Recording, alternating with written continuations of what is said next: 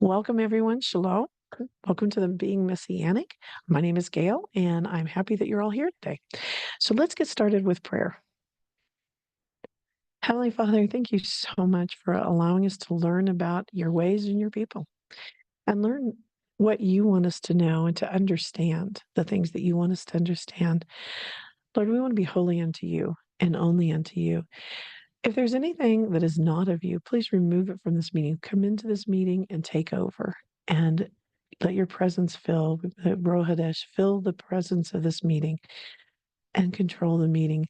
If we stumble and fall at any point and start to go off track, please correct us quickly and gently and bring us back into alignment with your word and only your word. With the sword of the Spirit, removing all soul ties from anyone or anything, we pray that the internet connections are loud and clear and that people can hear and understand what it is you want.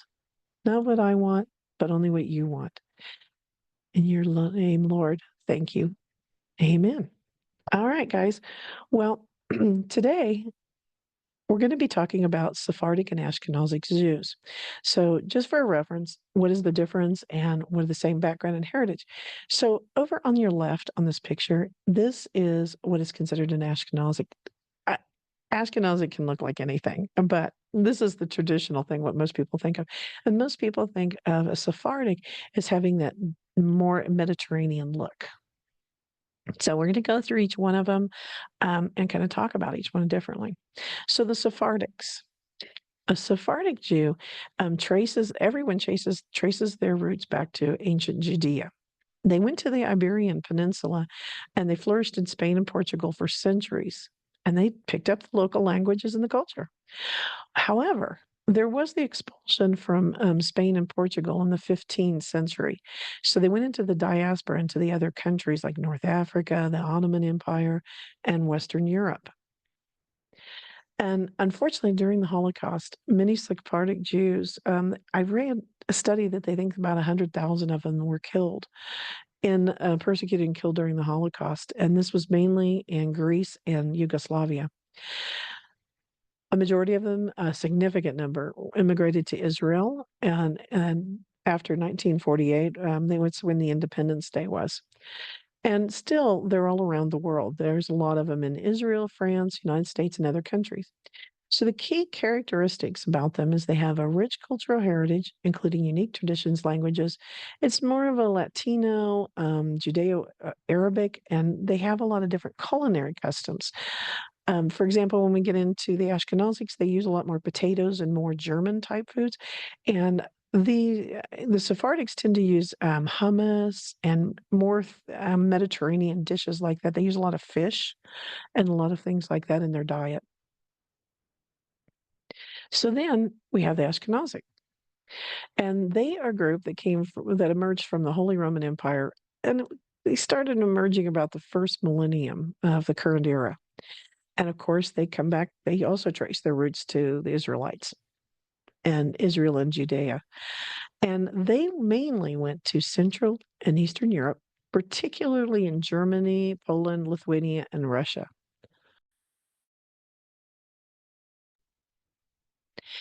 And they had a lot of persecution throughout history. In Russia, there was a lot of pogroms and expulsions. And then, of course, there was the Holocaust. Despite those challenges, they had a rich culture and a very strong religious tradition. Um, Many of the Jews, Ashkenazics, went to other countries, especially the U.S. There is a huge group of them.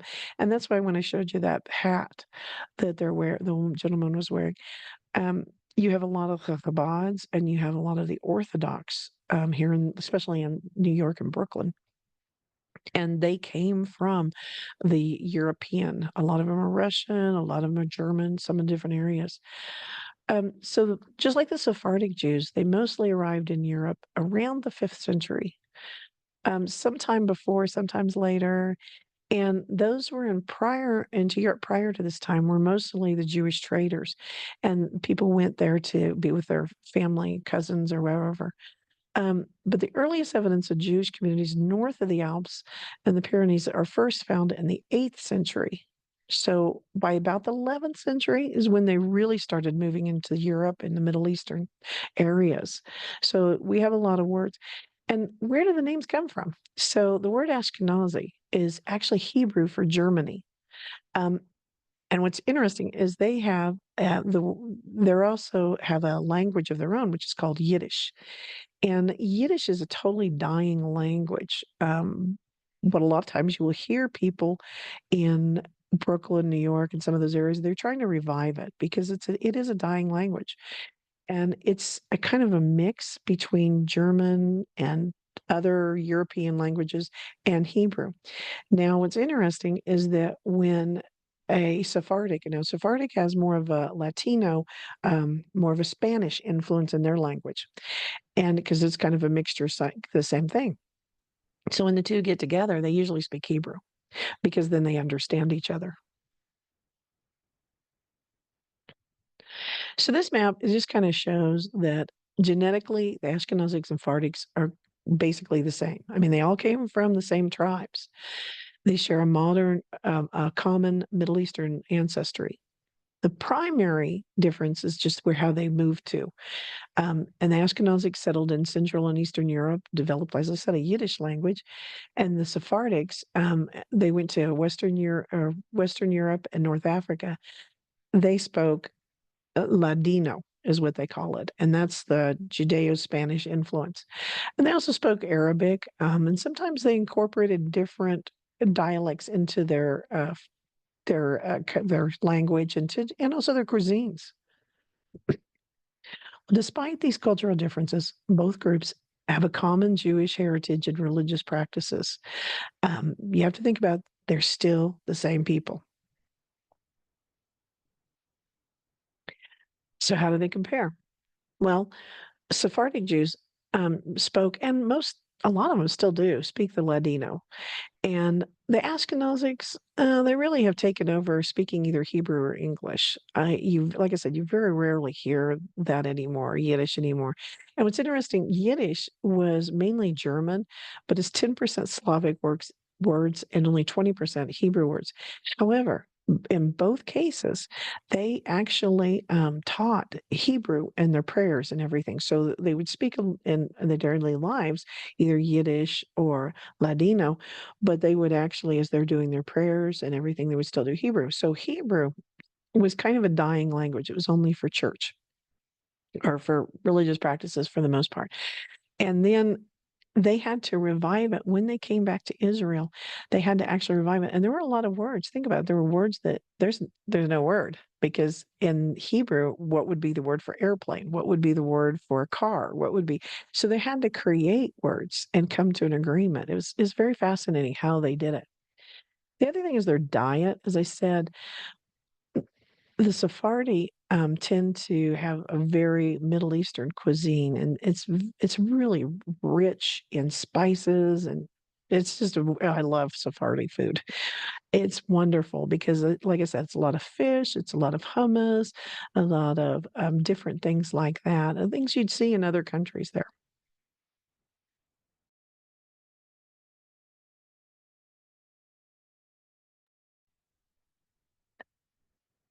So one of the other things is the culture. They've always kept close ties to being Jewish, Judaism. They um, they were very religious for the most part, and they had very similar prayer books and things. But remember, I talked about the Babylonian exile. The Sephardic Jews they were not expelled from Babylon in the same way. They had already gone, or they'd already moved to other areas. So they weren't sent to Babylon.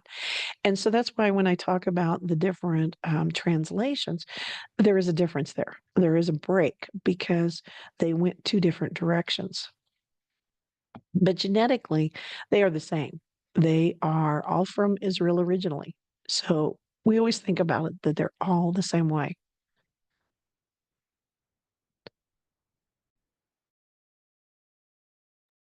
Another thing I hear about is a lot of times people say, and I even ask this, well, what tribe am I from? What tribe or were they from? What tribe? And the problem is they all mixed around. So to a Jew, they don't actually think of the Sephardic and the Ashkenazic anymore. Typically, if you are Jewish, you're either an American Jew or you are an Israeli Jew. You might be another country, but pretty much those are the two big ones now. That's the divide now, is that you're an American or you're an Israeli. But all of them came from different tribes. There were some, they all intermarried and mixed and things. Mostly Judah and Levi, or mostly, well, actually, Benjamin too. So I forgot to put Benjamin in the slide. So most of the Jews came from the tribes of Judah, Benjamin, and Levi. Now remember, Levi is the only one we track. And the reason they track that one, it would have been very hard during the Holocaust and during all the expulsions and different things. It would have been extremely hard to track them, but they had to track the Levites. And the reason is because they had to have them to be able to do all of the priestly duties. So that's why a lot of times you'll hear a Jew with the name Levi or Levin or Cohen or Cohen. You'll hear different variations on these things, and it tells us who they are. And they also are very strict about how they marry and how they intermarry and different things like that, even today. So they keep track of that. So the big thing is keep in mind that they are just one people, and to them, they are one people. So the thing also about that I wanted to point out was that the tribes are kind of a fading legacy. Uh, the Levite, as I said, is still recognized, but most of the others, I do know some people that can actually trace what tribe they're from, but not very many. Most people just say that they're Jews. And I think that everybody, like I said, because of all the things that have happened, they have kind of recognized that it doesn't really matter anymore. So I thought this would be interesting for you just to give you, as I was talking about this, the timeline of when they moved around and how they did it in the lost tribe, 10 tribes. So I will take you. So remember, there's one tribe that was tribe of Dan, which was earlier than that. But then you still have the tribes, and they know who the Levites are, so how they broke into it.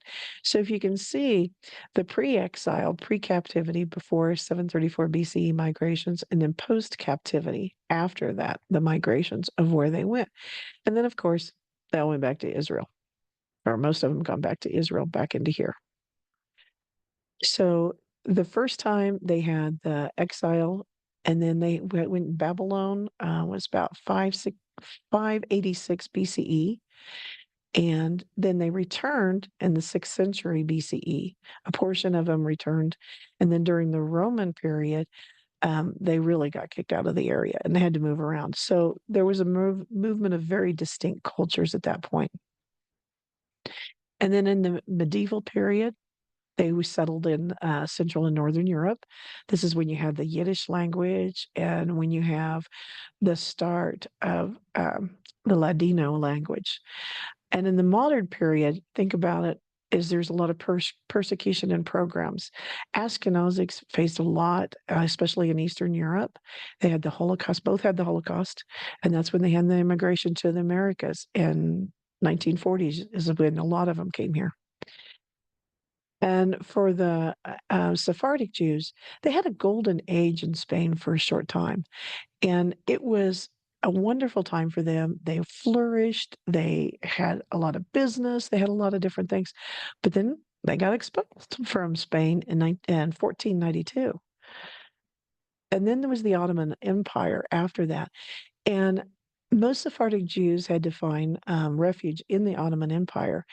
So they also have dispersed and they've also returned. There's also some Jews called the Mizrahi, and they are Sephardic Jews that are still there today in the Middle East and North Africa. And that's what they're referred to, but they actually came from Sephardic. So that brings us to the whole overall. As you can see, there's shared history, there are all their others. But then the next question I have is there any others? Because I just said the Maserati. Well, what about the Samaritans? So the Samaritans are an ancient ethno-religious group with roots in Israeli, and near the East Bank is where they still live. And it's an area called Samaria. and it is a historical region in the West Bank. They believe in one God. They have the sacred texts. Um, they believe that their Pentateuch, which just remembers the Torah, they believe the Samaritan Torah is superior and it has not been altered, and the Samaritans believe that the Hebrew one has. So instead of the Temple Mount, they revere Mount Gerizim, I think is how to pronounce it, as their holiest site, and they live around it. Um, they also have a high priest. And their historical challenges were that they had Roman and Byzantine persecution, just as the others. They had an Islamic conquest, and yet they still stayed there. The Islamic conquest, the Arabs conquested it and reduced their numbers drastically. In modern times, there's less. I read that recently there was 900, but then I've also seen some documentaries and things that say there's around 600. So somewhere between 600 and 900 people is all that's left of the Samaritans. They do still live there, though. And as I spoke, the the Mizrahi Jews. Now, Ethiopian are different. And that's where I really wanted to make a point. They're all still Jews. These are still part of the Jewish family, but Ethiopian Jews are not Sephardic. And Sephardics were those, as I said, who lived in Iberian, modern day Spain and Portugal and got expelled. Um, But the Ethiopian Jews, there's a lot of history and there's a lot of stories about it. Some believe that King Solomon was the one that sent them. We don't know. But Ethiopian Jews have their own unique history and traditions. They're very distinct.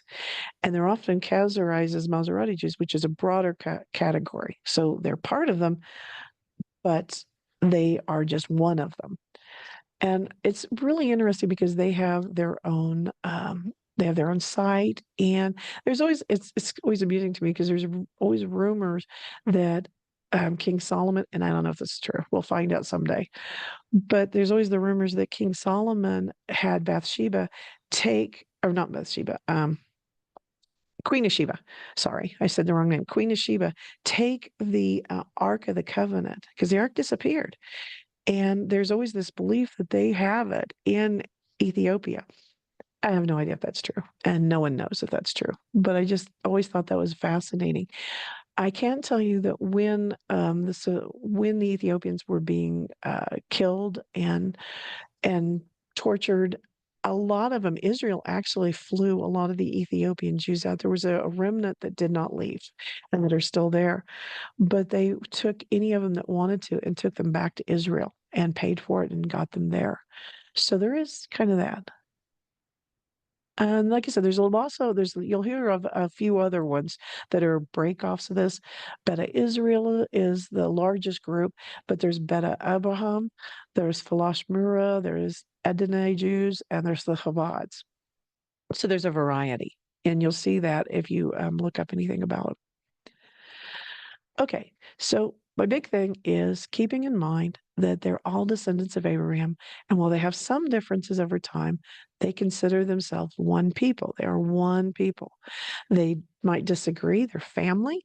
They might disagree with their cousins on a few points, but they're one big family. When I mentioned the Samaritans, there's also kind of an interesting thing on that.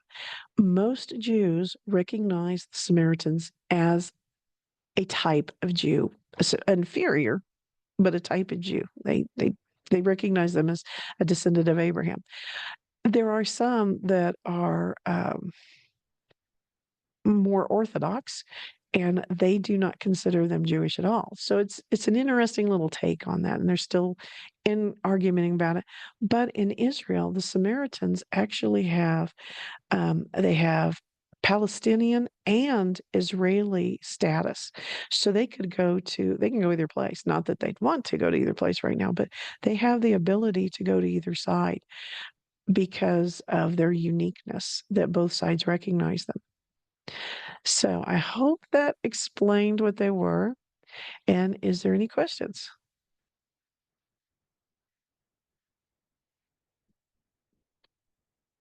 You can unmute, it's fine. Henry? Yes, thank you so much for the presentation today. Gail, my question is for, sorry, it's a little loud here. I'm in the airport and it's a little loud, but anyway, the question is with regards to the slide when you mentioned the Holy Roman Empire.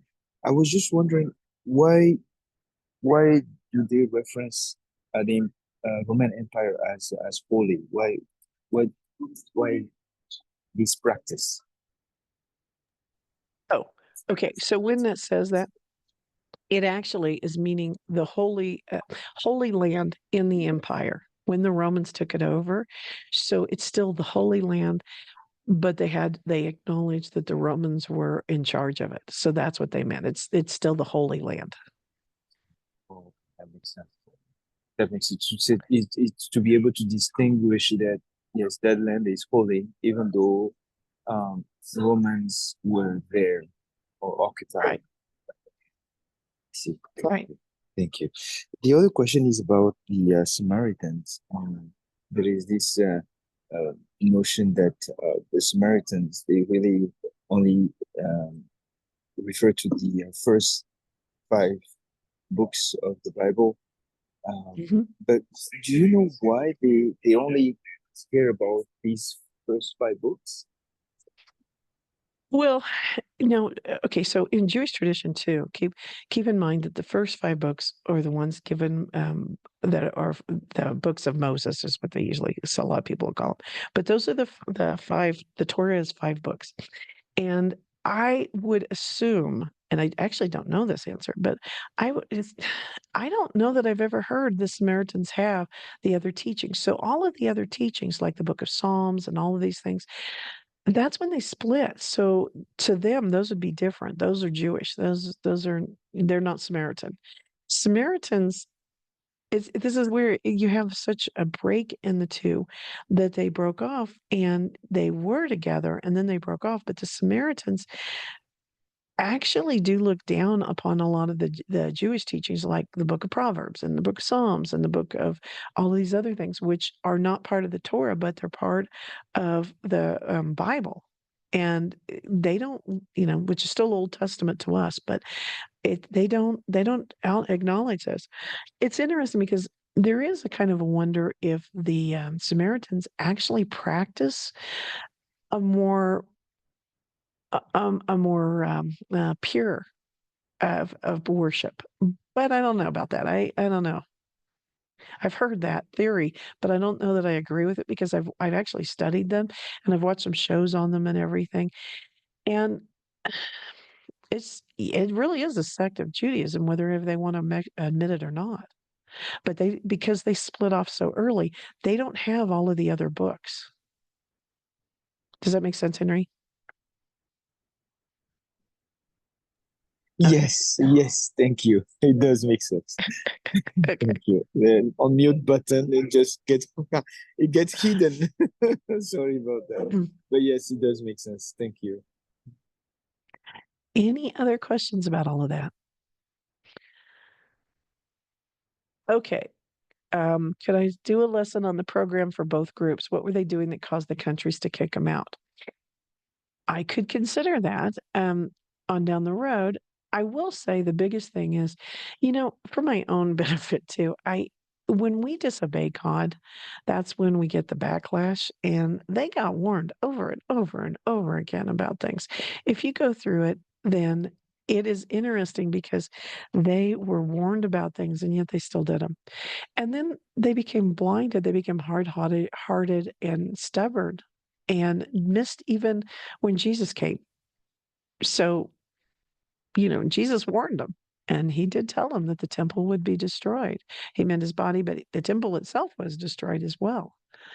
So, one of the things about being Jewish is that I had to learn this myself was that you have a covenant with the Lord. And the thing about it is the Jewish people who have a covenant.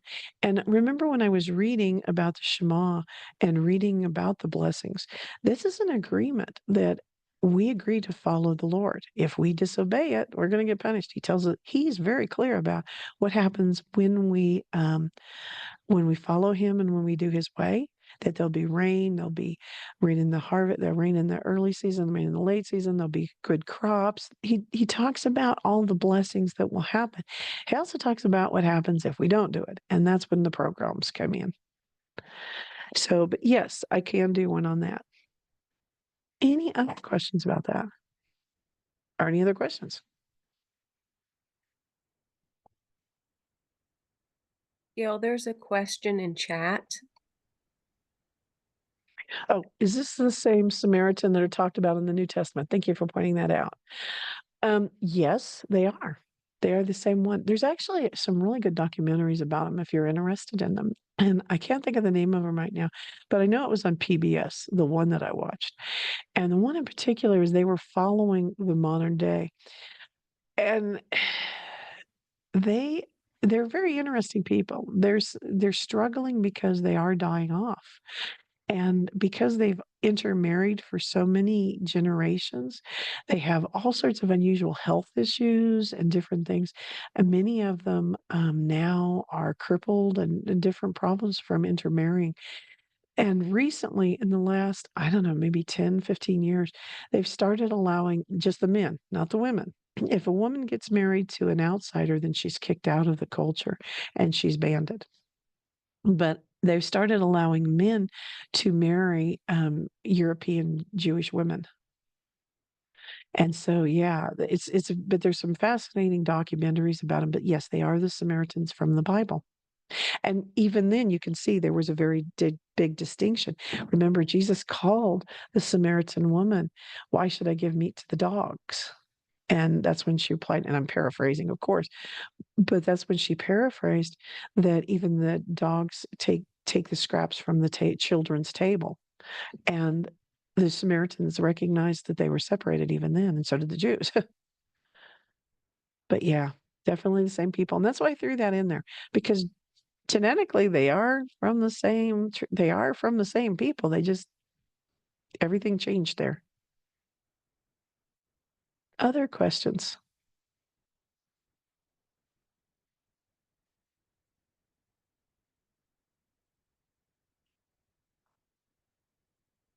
Well, let me show you something else here real quick that I wanted to. Okay, I did want to tell everybody that's going on. So, a lot of you have heard that I am having to relocate to do some training for a new job. So, next week, there is no meeting because I have to drive to another state. And then December 15th, we're going to have a discussion, and the time is going to change a little bit. I'm waiting to talk to Pastor Lynn about that and figure out my schedule. But it'll be maybe an hour later. I'm not sure what time it'll be. But at December 15th, we're going to talk about how to celebrate Hanukkah. And Hanukkah, you'll see it spelled many ways. You're going to learn about that as well. Then on December 22nd, this Hanukkah is the celebration of the story of the Maccabees. And I'm going to tell the story of the Maccabees. And I'm going to answer any last minute questions. I'm going to give you a heads up here on this one. Um, you don't have if you want to celebrate Hanukkah, first off, it's not a required holiday, but it is the Feast of Lights, and we know a feast of rededication to the temple, and we know that Jesus celebrated in John 10. And there's some importance that Pastor Lynn is going to be coming and talking to us about. If you would like to celebrate Hanukkah, you don't have to make a menorah. You can look online. You can make a menorah. You don't have to buy an expensive one. You can make one yourself. I've seen people use cupcakes. I've seen them use Legos. I've seen them use nuts and bolts like the lug nuts off of a tire. I've seen them use about anything. I've seen clay ones, um, ones made of foil. You can make it out of anything. And some people just actually get candles and set them up. The whole thing is the remembering the lights, and that's what it's about. In the old days, they would the story is about the lighting of the lamps. So you'll also hear when we talk about on December 15th, we're going to talk about how they celebrate the traditions of celebrating and using oil in cooking, like with donuts and latkes and different things like that. And we're going to talk more about making your own menorah, but you can even do it now. And this can be a fun activity with you and your kids if you want to partake in this. I'm going to tell you right now that if you decide to do it the traditional way, you need 44 candles. You don't have to do it that way, but if you do it the traditional way, and if you're going to do that and you're going to make your own, I would personally suggest getting birthday candles, the little packs of birthday candles, because I think there's like 24 in them, and you could buy just a couple of packs, and that would be the cheapest way to do it. But if you already have a lot of candles, maybe you want to do the traditional way is that they actually let the candles burn down all of the way. They let them burn down. There is some of the rules say that you have to let it burn for several hours, and there's different rules about that. But that's why they just let them burn down until they burn down all the way. Again, that's a tradition. Keep that in mind. That's a tradition. So do it however you want. But I would suggest, consider making Hanukkah a tradition, and it's a lot of fun. So as I said, December 22nd, I'm going to tell the story of the Maccabee and answer any last minute questions for you getting ready for it. Because on Christmas night at sunset is when we do the lighting.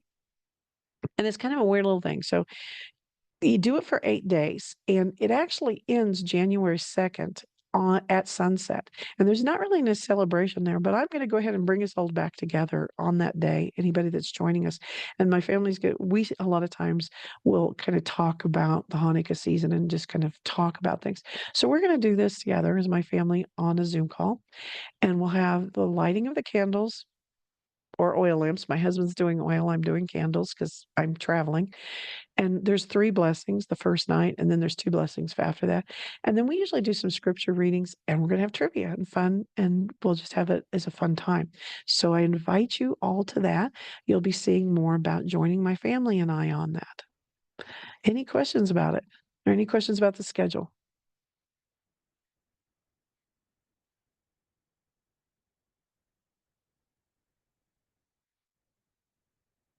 Okay. Well, guys, we are getting done early today. Um, okay, why are the candles burned again? Okay, I'm gonna give you a short that's a good question. I should explain that. So Hanukkah is the celebration of the rededication of the temple. What happened was that the Greeks turned around and desecrated the temple. They captured the temple from the Jews.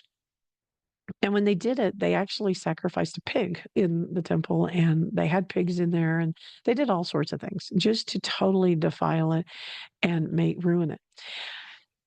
When you're lighting the true menorah, remember I talked about that the menorah has the 7 candles holders. Well, Hanukkah, now that we have a Hanukkah one, and what the whole thing is about is to remember the miracles of the candles. The Judah Maccabee and his sons, the family, the Maccabees, the family attacked and took over the temple. They recaptured it. Well, then they went and cleaned it, and they went to purify it, and there was one little thing of oil that was only enough for one day. And they prayed about it and said, Lord, we have to do this for 7 days. It's going to take us 7 days in order to purify more oil to be able to use this in the menorah in the temple. And that one little thing of oil lasted for the entire 8 days. And that's when they were able to turn around and use the new oil that they had made, because it has to go through, it has to be my understanding is that it has to be pressed multiple times and multiple times, and it has to be blessed. And there's a lot of different things that they do to make it so that it's clean and pure. And it takes time. So the whole celebration is about the fact, the miracle of lights. They were able to rededicate the temple. And like I said, Jesus went to it, and they call it the Feast of Dedication or the Feast of Rededication. I've heard it both ways. But that's what Jesus went to in John chapter 10. So that's what we're celebrating, is the miracle. And I have learned recently that the miracle of Hanukkah has some other meanings as well. And that's why Pastor Lynn's going to be joining us on the 15th. Any other questions about that?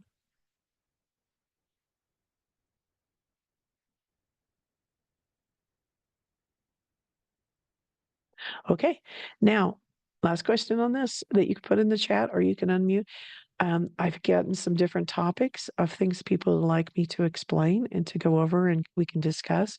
Is there anything else that you would like discussed or you have questions about the Jewish faith or the people?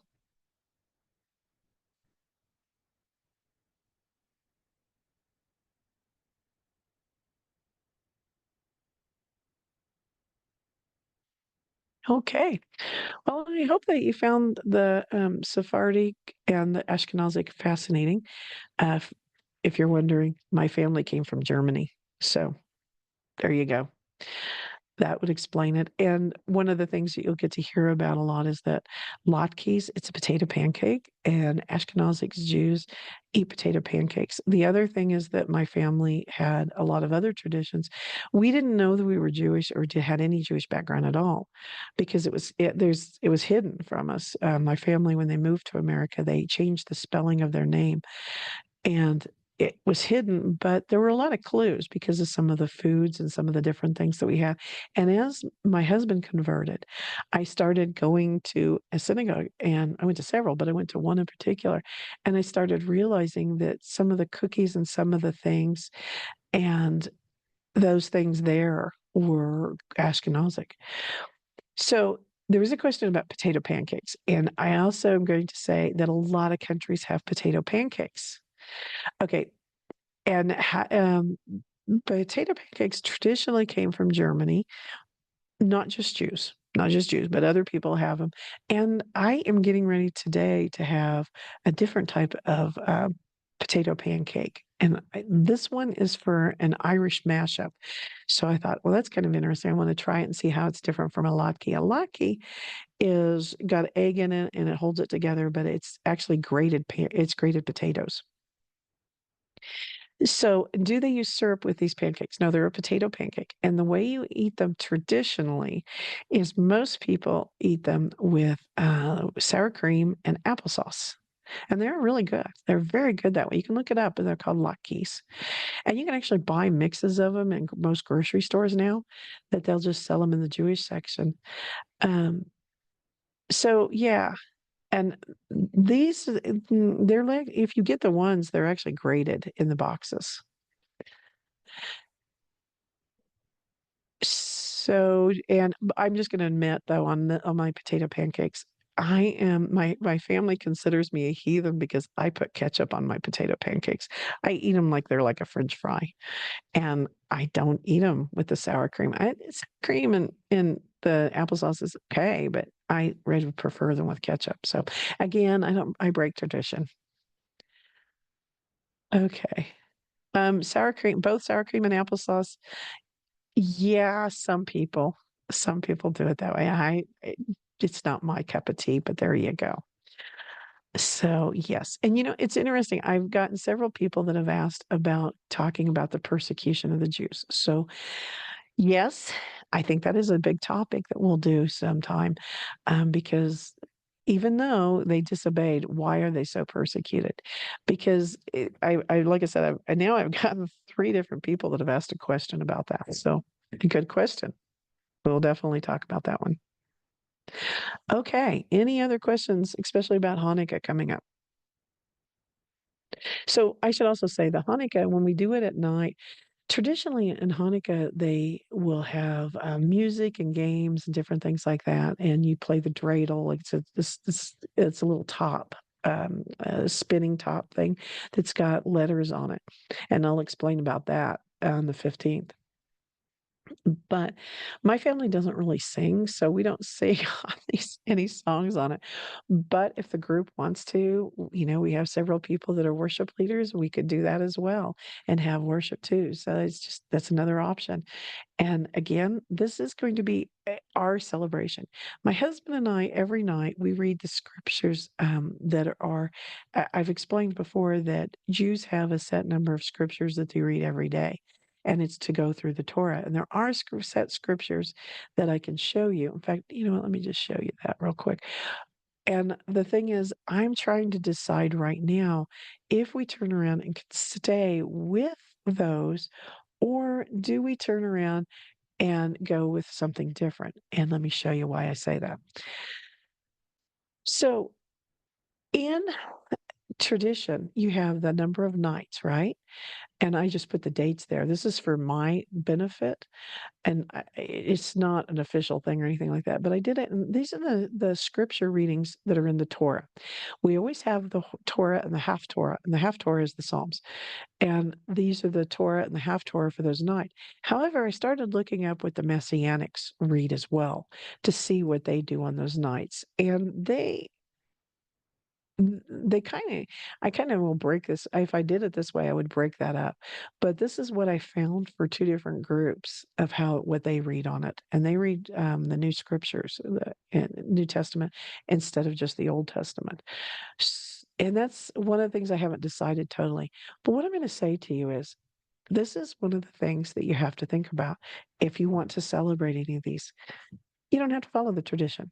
There's only a few things that Jews are required to do. Remember, there's 7 holidays. There's a couple of fasts in there. There's a bunch of feasts, but it doesn't actually it's very limited on what it actually says we have to do. And the rest of that is tradition, and you should make your own tradition. I have always enjoyed the lighting ceremonies. I've enjoyed Christmas lights because I like the lights.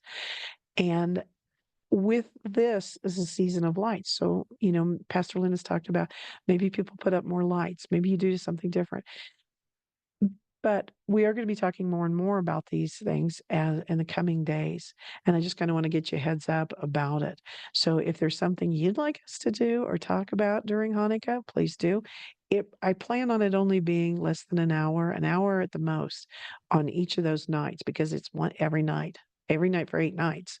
So it's kind of, keeping us busy, but it is kind of fun because it's also during the time off that many of you have kids and it'll be off during the time in there.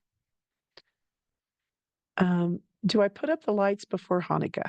Well, I've got my menorah or my Hanukkah ready, but no, I don't put them up before you can. I've seen a lot of people put them up, but you can't light them. And tradition again. You can't light them until the first night. And the first night there is a separate blessing. That's why there's 3 blessings that night. Okay. Uh, oh, you can. Do I put up outside lights?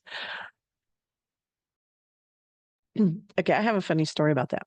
So in Kansas City, where I spent many years, there's this place called Candy Cane Lane where all of it to be in the neighborhood, it's in their homeowners association that they have to um, put up these candy canes and these lights on their house for Christmas.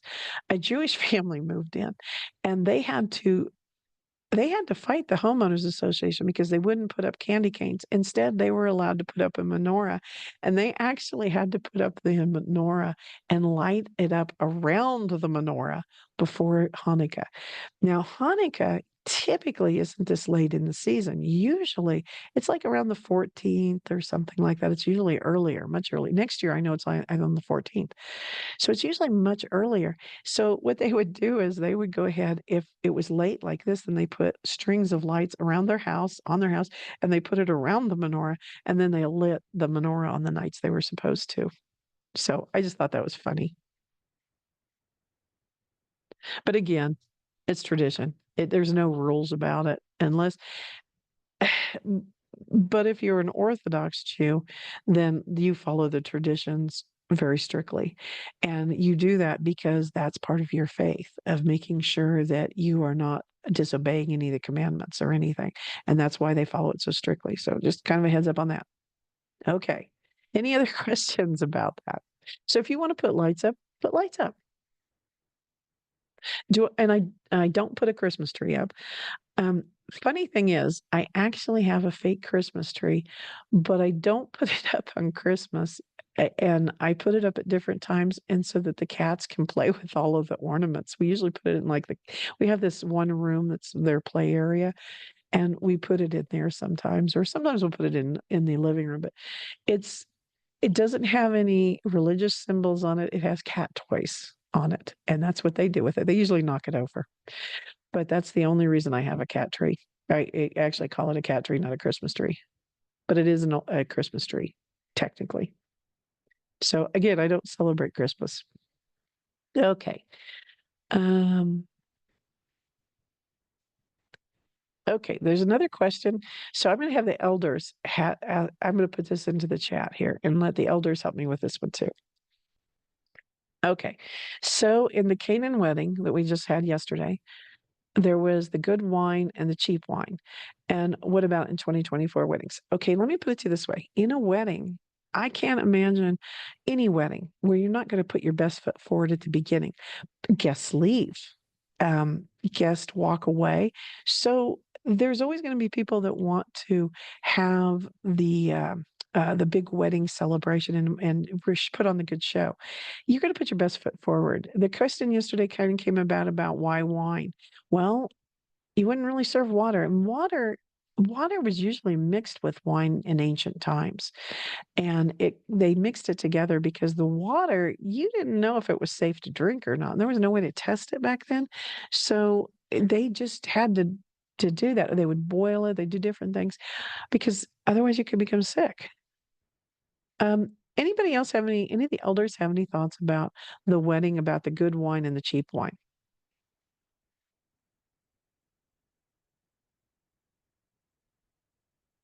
From a Jewish standpoint, I will say I have never been to any Jewish weddings are beautiful, by the way. They have what's called a chuppah. They have the bride and groom stand under it, and they have some traditions about breaking glass and different things. They have a very set way, and it's a very they spend a lot of money on their weddings because it is a huge honor and it's a big celebration with the community, and everybody in the congregation comes together, or in the small community if you lived in a small community. It's a big celebration, and so they were going to put out the best thing, and it would be horrifying if you had inferior food or drink, and that would always be what. So they're going to serve the best first. And you know that some people, so also one other thing about a Jewish wedding, especially back in the old days, people traveled to get to those weddings. So those weddings could go into the night and into the next day and go for several days. A wedding a wedding feast could go for several days. So you're going to give the wine to the high guests because some of the guests are going to leave. And then you're going to start serving the cheaper and cheaper wine. But in the scripture, as Henry was saying yesterday, there was no wine. They were totally they probably used the cheap wine already, but there was no wine left. Anybody else want to touch that one?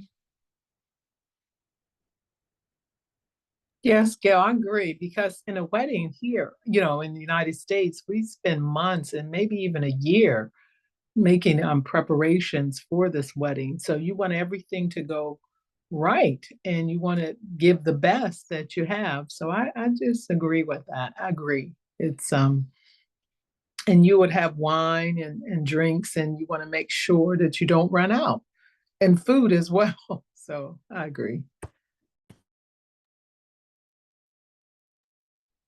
One of Hey, the Gail. worst things that could go ahead. Oh, sorry, sorry. Yeah, the other thing I wanted to say also is I do agree with what you and Denise mentioned, but then the from the bride's perspective, where she wants to have things that are beautiful, that are proper, that are just nice, and so she starts her life in a good way, and I know that some people can go way on the other side of the spectrum, and then they can get into debt and so on and so forth. But the idea is that they would like to have everything to be very well that day, so that people are happy, people remember the wedding, maybe months after and then years after, on how well it was. So that's I think that's why they want to have things of quality, like great wine, and also wonderful food, very beautifully done culinary wise and things like that. So they can start their journey, the bride and the groom, in a beautiful and quality sort of fashion. So I think that's yeah, that's my input. Thank you. Over to you, Gail.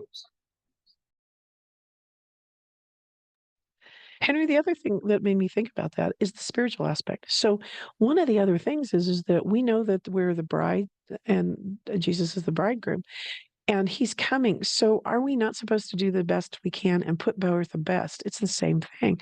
That's why I think Jesus used that analogy for us it just hit me is that we are supposed to be doing our best, getting prepared because it's common cultural practices that you're going to do the best for the wedding and you're going to give your best.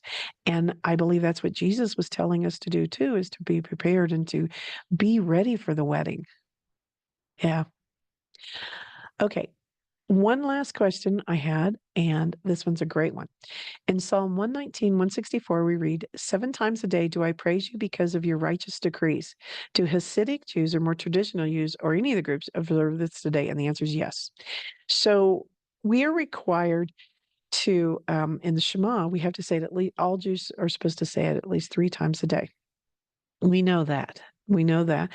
But the more observant ones do 7 times a day or more. And yes, so they do that. There are many of them that still do that.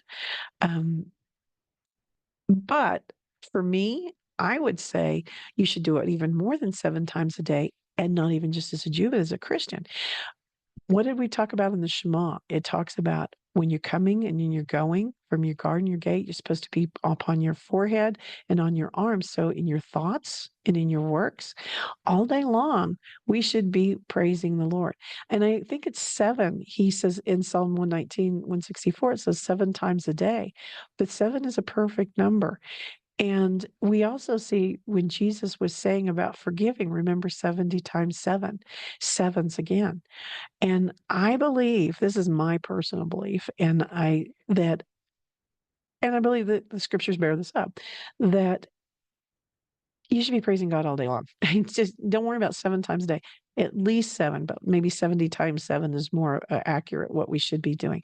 But yes, do some Jews have a formal prayer 7 times a day? And the answer to that is yes. They actually have I can't remember all the names for the prayers, but they actually have a prayer book. I know that, I think it was Miriam that was talking about the prayer book, and it may be in her little prayer book too, but there's different prayers a days, like there's food prayers, there's prayers for everything. But I hope that answered that question, that we should be praying at all times and in all things, and everywhere you go, you should be praying with God. Any last minute questions? Because we've got 2 minutes left before we need to go. Because I know several people are going to another meeting. Yes, precisely. We should be praying every day. Okay. Thank you. All right. Well, I'm glad all the elders are agreeing with that one, because I think that's the biggest thing we can take away from any of this. The Jews are God's chosen people. They were their first chosen people. And they knew that if they followed God and obeyed him and did his ways, they would be blessed. We're the same way. We know that if we do God's ways and do what he tells us, he will guide our path. He will bless us in so many different ways. And we need to be praising him and focus on him. We need to remove any idols, any other things, any distractions, and focus on him. I know I sometimes have also struggled with that. And it's a hard one, but focusing on the Lord. And that's what I would tell you, is that in all things, focus your attention on the Lord. And I hope that helps. And again, I won't be here next week because I will be traveling on next Sunday. I may or may not be at Saturday worship service. I'm not sure because of the weather, but I won't be here Sunday. But I will be here the following week. So I hope to see you all then. And until then, let's say a blessing. Lord, thank you for allowing us to meet together and having this chance. Lord, if there's anything that I said that was not in correct order of your word and following what you wanted, please bring us back into alignment. We only want to be wholly aligned with you. Lord, thank you so much for the learning and the chance to get these discussions and to learn more about your people and your ways. We love you, Lord, so much. With sort of, Lord, severing soul ties with anyone or anything so that we are only aligned with you. In your name, amen. Shalom, everyone. I will see you all in 2 weeks. Bye, everyone. Send me if you have any questions you want to talk about, put them in there, okay? Bye, everyone.